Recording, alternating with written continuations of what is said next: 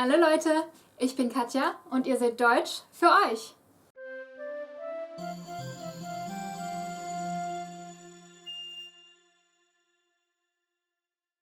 Time for some vocabulary finally. And today, that vocabulary will be vision verbs. You have no idea how hard that sentence was for a native German speaker. Vocabulary, will, vision, verbs. I tried 5 times until I got it right. Anyway, this was actually inspired by a question I got a while ago about the difference between the 3 words sehen, schauen, and gucken. I will sort these by importance, although that could be kind of scrambled at the end. Once again, a heads up to all my klugscheißers out there, this list has no ambitions of being complete, one step at a time. Sehen, spelled sehen, sehen, exactly the same as to see. So the physical ability to see things, as well as spotting something because it just happens to be in your field of vision. Gucken, kucken, gucken, to look. Originally in writing, only the version with a G at the beginning was accepted, but since when most people pronounce it, it sounds like a K anyway, writing it with a K is okay by now as well. It means the action of purposefully looking at something as opposed to just neutrally seeing it. We also use this to say to watch, which causes a lot of pain for some German speakers that learn English, because to say I'm watching something, as in I'm watching a show or something, I'm watching something, I would say ich gucke etwas. In this specific scenario, since a TV is called a Fernseher in German, we can also say ich sehe fern. So you can see from this that we do not have a perfect 100% equivalent for to watch in German. Zusehen, zusehen, zusehen. To watch as something happens. So you could zusehen while your kids are playing or as somebody's being attacked in the street. It's the perfect verb for a bystander of any kind, basically. Ich konnte nur machtlos zusehen. Schauen, schauen, schauen. Also something between looking and watching.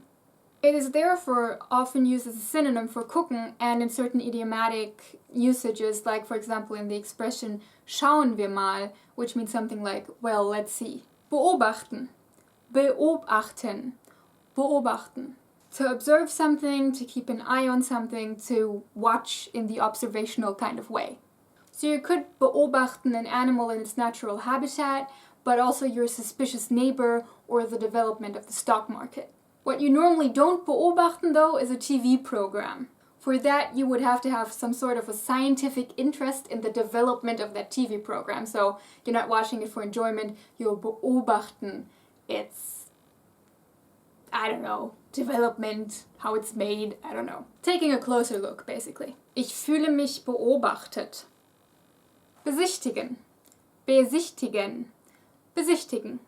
To view something, or more specifically to take a tour through something, or also to inspect in certain contexts. So normally you would besichtigen a museum or a city, but if you were an inspector, you could also besichtigen a factory. Of course, you could also besichtigen a factory as a visitor who's, you know, taking a look, but it can have both of those meanings in that sense. Sichten, sichten, sichten. To spot or to sight. So imagine a hunter sitting in his little watchtower and finally seeing a deer run through the forest in front of him. Or a normal citizen seeing a criminal that has been on the loose for a while. That is what you would call sichten. Der Mörder wurde gesichtet. The murderer was sighted. A synonym is erblicken, erblicken, erblicken. A bit less technical than sichten. Basically means something catches your eye, so you could use this to talk about, you know, spotting an attractive person at a bar or something. It has a certain poetic ring to it, or at least a written language ring, so you won't really hear it in spoken language a lot. Most of the time in spoken language, people would probably just go with the boring sehen when they mean erblicken. Betrachten, betrachten, betrachten. To view, to watch, to enjoy a sight, basically, to take it all in. So you could betrachten yourself in the mirror, both in admiration or critically, or you could betrachten your new birthday gift. So basically you're giving something a closer and often long look that is often but not always affectionate. So you're basically, you know, taking everything into consideration, looking at every detail, stuff like that. So a parent could betrachten their sleeping child as well. Entdecken. Entdecken. Entdecken. Entdecken. To discover or to spot. So you could entdecken a hidden lake or a cure for cancer. It can also be replaced with finden in many instances. Erkennen. Erkennen. Erkennen. To recognize, but also to make out. So you could erkennen a face that you've seen before somewhere, but you could also erkennen something when it finally, it comes out of the fog that it has been covered in for the last few minutes. In English, the best translation for this in many instances would actually be just to see. Ich kann nichts erkennen. Einsehen. Einsehen. Einsehen. So this could mean that you get to look into somebody's secret files or also into a book that has been hidden away because it's so important and secret and ancient or what do I know.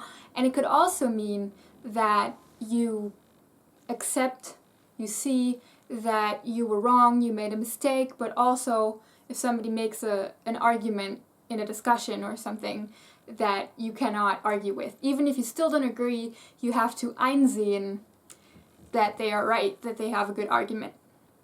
Darf ich Ihre Akten einsehen? Ja, ich sehe ein, dass ich Unrecht hatte. And then lastly, a more obscure one, hellsehen. Hellsehen. Hellsehen. To look into the future. Basically, hellsehen is what a fortune teller does. And a fortune teller is called Hellseher in German. And that's it for today. Your random word of the week is die Pinzette. Bis nächste Woche. Tschüss!